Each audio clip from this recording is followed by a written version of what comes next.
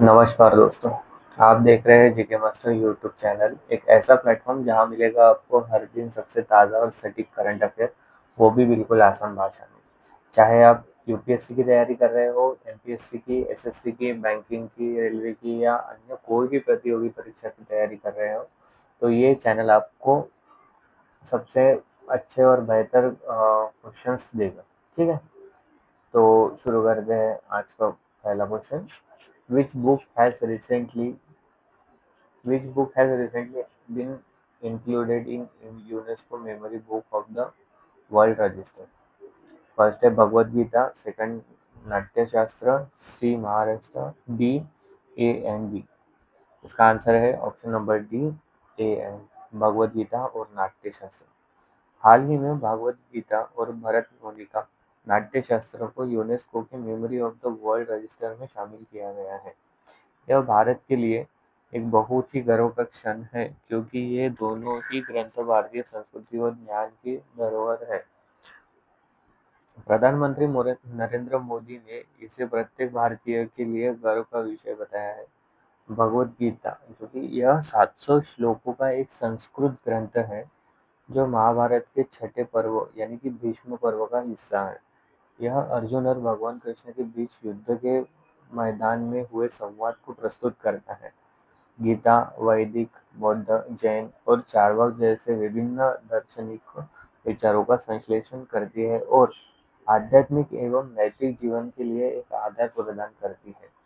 अपनी दार्शनिक गहराई और व्यापकता के कारण भगवद गीता सदियों से पूरी दुनिया में पढ़ी और कई भाषाओं में अनुवाद भी किया गया है।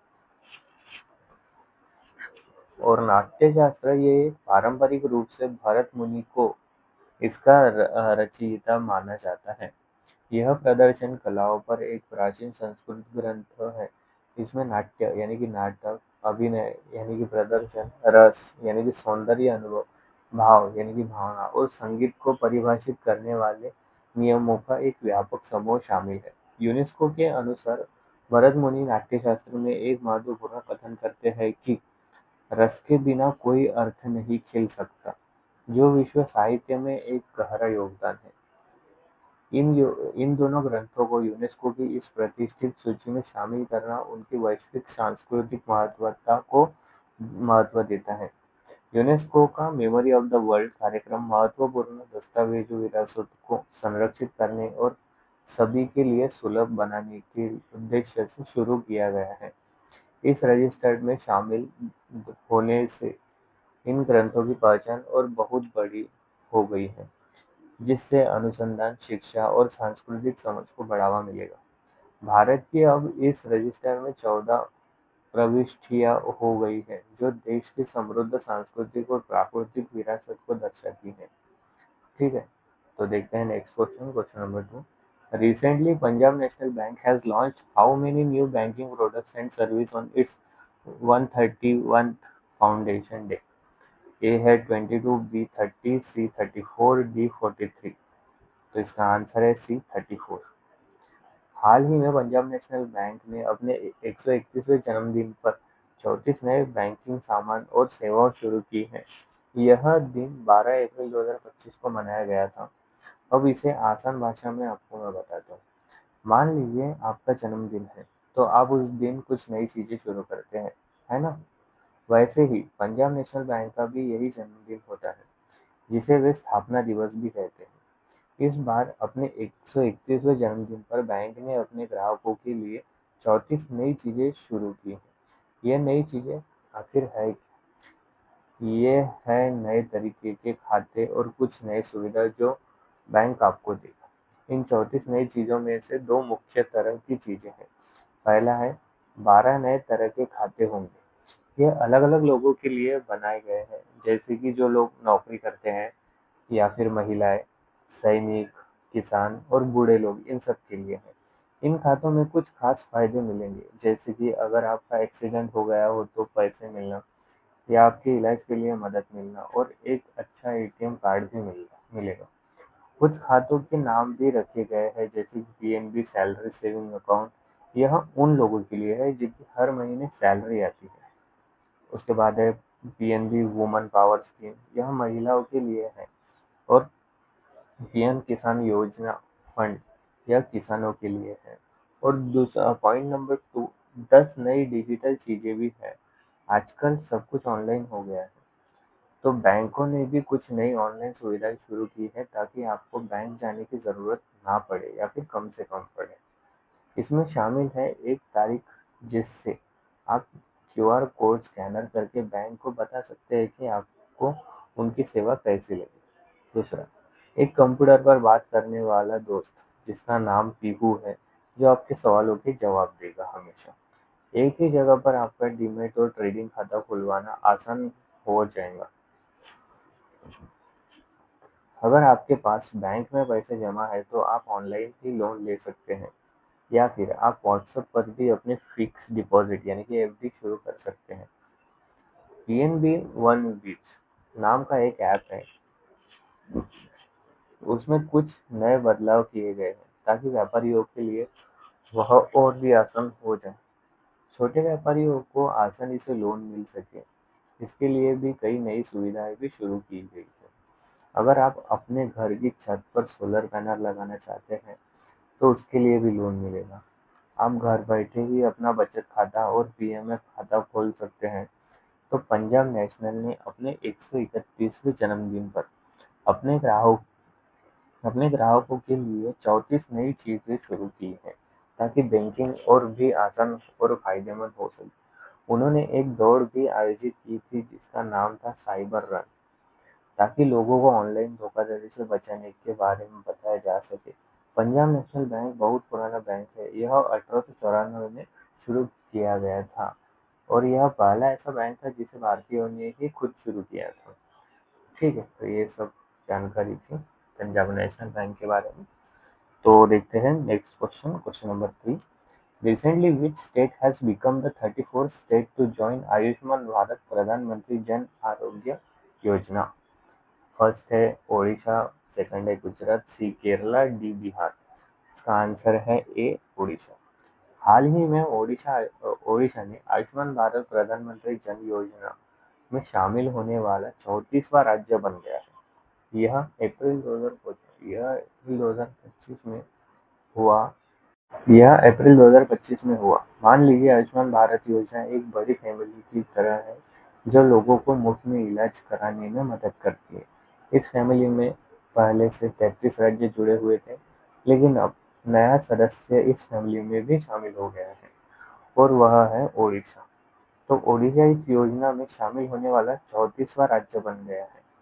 ओडिशा में शामिल होने का मतलब है ओडिशा की इस योजना में शामिल होने से वहाँ के गरीब और जरूरतमंद लोगों को बहुत फायदा होगा। अब वे भी इस योजना के तहत हर साल 5 लाख रुपए तक का मुफ्त इलाज करवा सकेंगे। उन्हें अपनी सेहत के लिए ज्यादा चिंता करने की जरूरत नहीं होगी क्योंकि सरकार उनकी मदद करेगी। तो सही जवाब है ओडिशा, जो आयुष्मान भारत योजना में शामिल होने वाला 34वां राज्य है। मेरी पिछली गलती के लिए मैं आपसे माफी मांगता हूँ। ठीक है, तो देखते हैं next question, question number 4। On which date was national fire service day celebrated recently?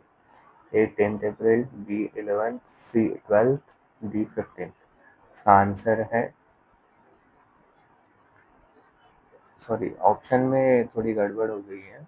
Option 14th अप्रैल है नहीं, जो कि करेक्ट आंसर है।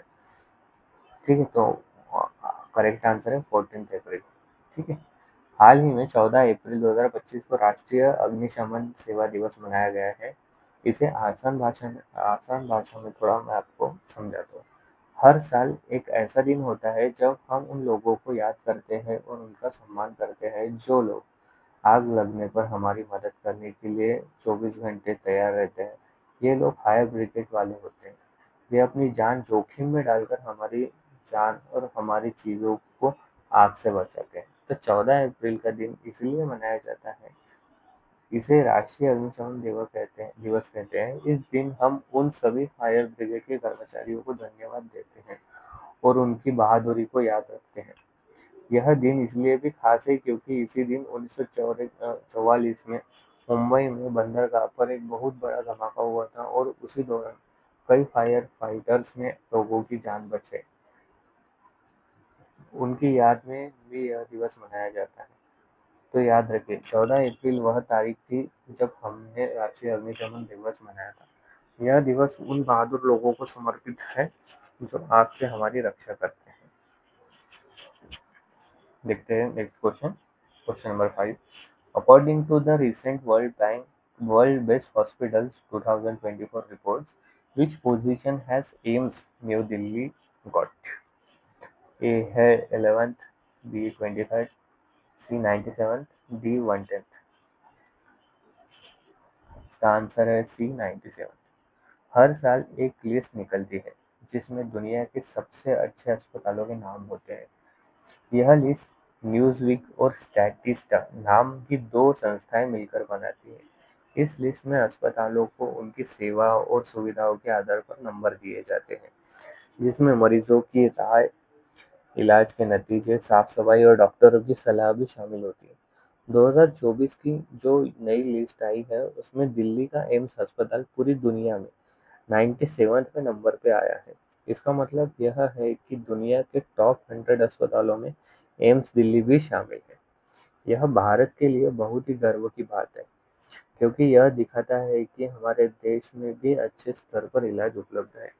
एम्स को इसलिए भी अच्छा माना जाता है क्योंकि यहाँ इलाज सस्ता होता है और नई नई तकनीक और मेडिकल रिसर्च भी होती रहती है, और यहाँ आधुनिक मशीनें भी शामिल है। आधुनिक मशीनें और सुविधाएं भी उपलब्ध है। ठीक है, तो 5 क्वेश्चन ये थे। फिर आगे 5 क्वेश्चन हम स्टैटिक जीके के देखते हैं फटाफट से। Where among the following is Jawaharlal Nehru port located? A Chennai, B Kolkata, C Kandla, D Maharashtra. तो इसका आंसर है option number D, Maharashtra. Which of the following countries is the largest borderless country in term of geographical area? A New Zealand, B Japan, C Philippines, D Cuba. इसका answer है B, Japan. Which of the following region is considered which of the following considered suitable for dry agriculture in India? A. Kangra Valley, B. Maharashtra, C. Coastal Andhra Pradesh, D. North Bengal. Which of the following rivers flow from east to west? A. Godavari, B. Krishna, C. Tapti, D. Mahanadi। सी ताप्ती। आखिरी question